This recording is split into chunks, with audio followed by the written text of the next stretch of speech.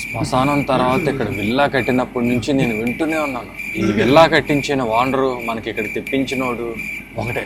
ఈ విల్లా కట్టించిన owner daily శ్మశానం దగ్గరికి వచ్చి రాత్రిపూట పడుకుని వెళ్ళేవాడు. ఆడికి ఆ దయ్యాలు పిచ్చి ఎక్కువ పట్టుకుని దయ్యాలు శ్మశానం దగ్గర సవాలు కాలడం ఇవన్నీ ఆడికి చాలా ఇంట్రెస్టింగ్ అనిపించి అప్పటి నుంచి ఆడ ఒక సైకోలో మారిపోయాడు. ఆడికి ఏంటంటే ఏవైనా కాలుతున్న సవాలు ఇలాంటివన్నీ చూడటం. సో ఆడిక్కడ విల్లా కట్టించింది కూడా అందుకే. ఎవరికీ తెలియదు ఈ రహస్యం. చాలామంది కపుల్స్ వచ్చిన జంటలు చాలామంది టూర్కి వస్తారు కదా స్టూడెంట్లు, వాళ్ళందరినీ చంపేసి ఇక్కడ పాత పెట్టేసి అదొక రకమైన సైకోయిజం చూపించి ఏదో సాటిస్ఫాక్షన్.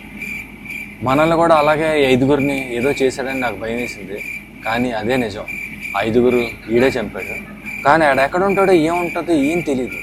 ముందైతే కాంటాక్ట్ చేసేవాడు, కానీ ఇప్పుడు కాంటాక్ట్ కూడా లేదు, మనిషి కూడా లేడు, నెంబర్ కూడా పనిచేయదు. కానీ ఎప్పుడు వస్తాడో ఎక్కడి నుంచి వస్తాడో తెలియదు, ఏ మూల నుంచి వస్తాడో తెలియదు.